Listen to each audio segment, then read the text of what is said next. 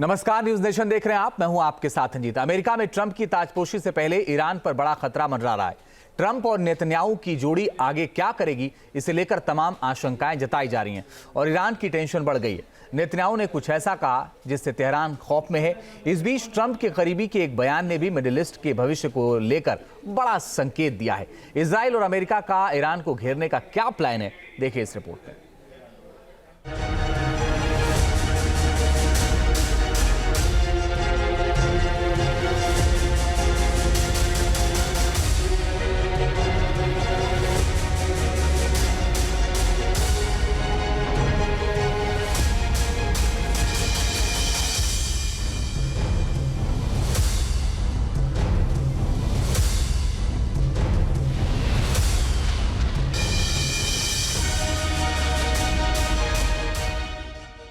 America में बदला निजाम।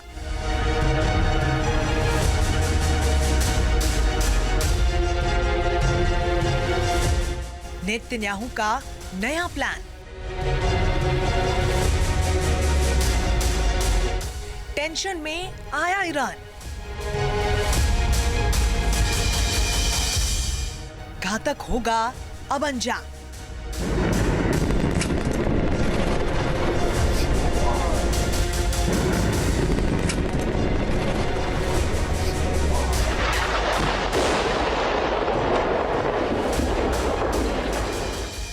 Middle east पर ट्रंप करेंगे क्या ऐलान?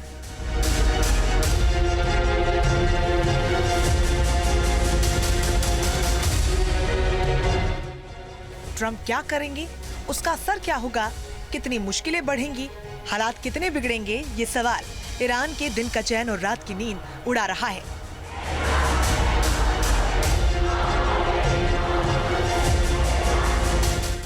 अमेरिका में चुनाव नतीजों के बाद से ही पूरी दुनिया की नजर इस बात पर टिकी है कि अब मिडिल ईस्ट का क्या होगा।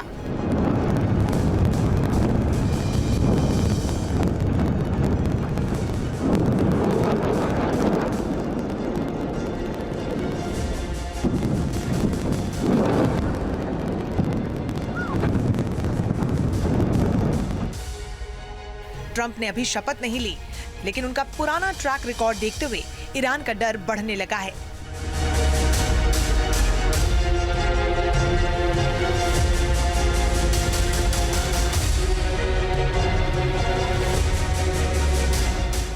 दूसरी बार अमेरिका के राष्ट्रपति चुने गए डोनाल्ड ट्रंप की इजराइल के प्रधानमंत्री के साथ काफी अच्छी ट्यूनिंग है।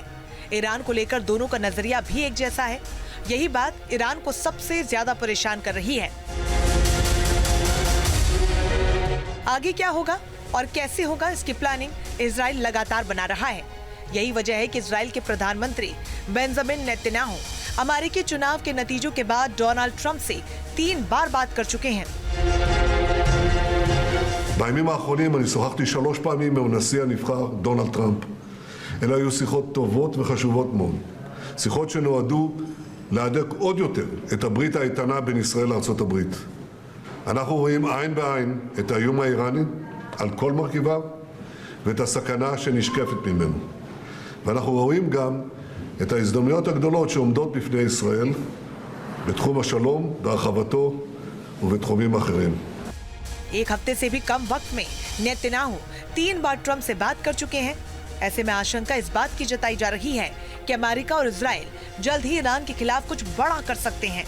इसकी सबसे बड़ी वजह है डोनाल्ड ट्रंप के पिछले कार्यकाल में ईरान को लेकर उनकी नीतियां।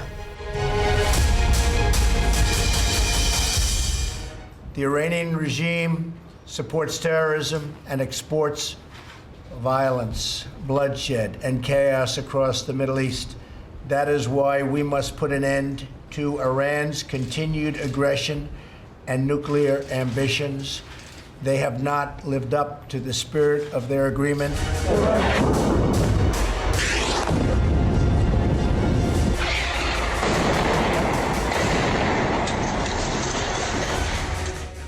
ट्रंप ने पहले ही अपने ऐसे तेवरों के साथ ईरान पर बार बार निशाना साधा।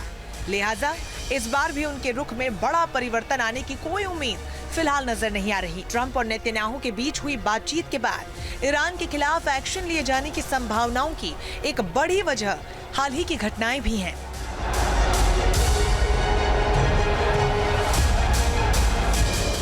1 अक्टूबर को ईरान ने इजराइल पर अटैक किया। कई रॉकेट्स एक साथ इजराइल पर दागे गए, जिसके बाद इजराइल ने बदला लिया और ईरान पर जवाबी हमला बोला। इजराइल के इस स्ट्राइक के बाद ही ईरान लगातार इजराइल पर अटैक करने की धमकी दे रहा है।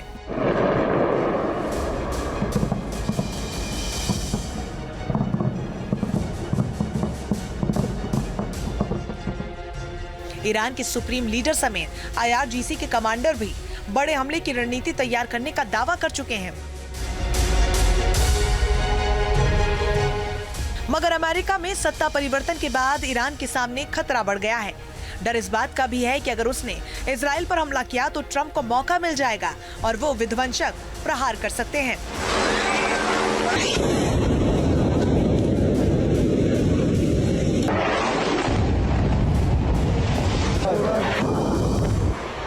अमेरिका इजराइल की साझा प्लानिंग के खतरे के बीच ईरान से मिसाइल टेस्ट की एक तस्वीर सामने आई है। आसमान में तेज रफ्तार से उड़ान भरती मिसाइल देखी गई।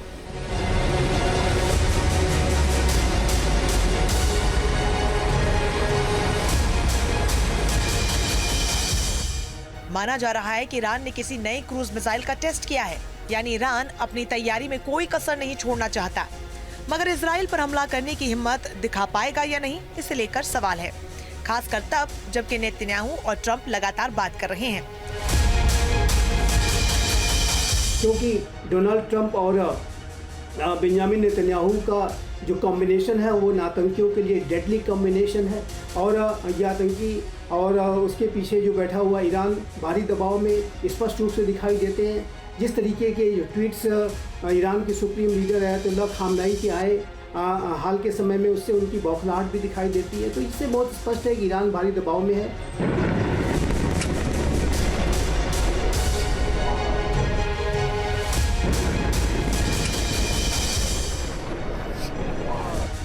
ट्रंप ने जब से अमेरिका में राष्ट्रपति पद का चुनाव जीता है, तब से इजराइल में पीएम नेतन्याहू के हौसले बुलंद हैं। इजराइल की सेना गाजा से लेकर लेबनान तक हमले भीषण कर रही है। एक दिन में अटैक की संख्या पहले के मुकाबले काफी बढ़ गई है।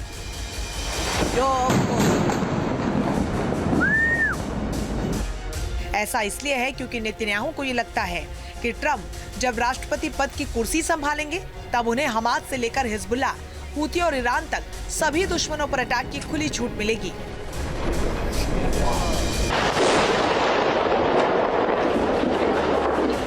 मिडिल ईस्ट में जारी तनाव के बीच डोनाल्ड ट्रंप के एडवाइजर माइक इवांस ने भी बड़ा संकेत दिया। माइक ट्रंप के सबसे खास लोगों में से एक माने जाते हैं।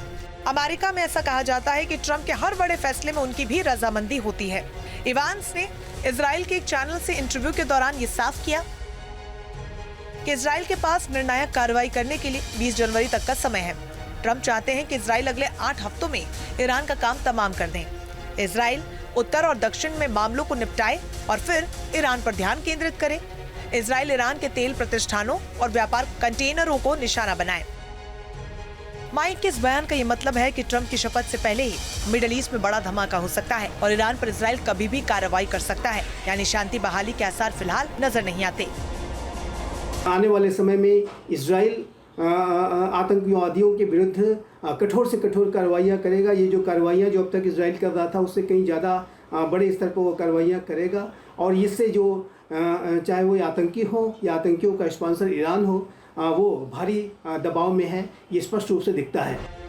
ट्रंप ईरान के जानी दुश्मन हैं। पहले कार्यकाल में वो सबसे ज्यादा ईरान के खिलाफ ही मुखर रहे हैं। वर्ष 2018 में उन्होंने ओबामा कार्यकाल में हुए ईरान के साथ अमेरिका के परमाणु समझौते को रद्द कर दिया था। Allow the world's leading sponsor of terrorism to possess the planet's most dangerous weapons. We cannot allow a regime that chants death to America and that threatens Israel with annihilation to possess the means to deliver a nuclear warhead to any city on earth. Just can't do it. We ask all nations to isolate Iran's regime as long as its aggression continues, and we ask all nations to support Iran's people as they struggle to reclaim their religious and righteous destiny.